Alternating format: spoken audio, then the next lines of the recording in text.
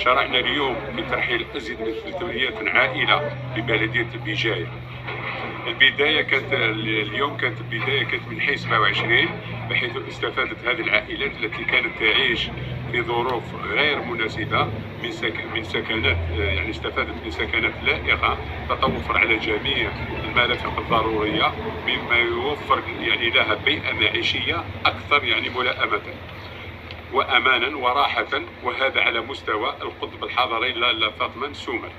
من المرتقب كذلك أن تتبع هذه العملية بأخرى ستمس كذلك في مدينة بجاية، كل من حي مجاهد، حي ثاني الأسوار، وكذا هضبة أميمون، وهذا في بلدية دائما في بلدية بجاية.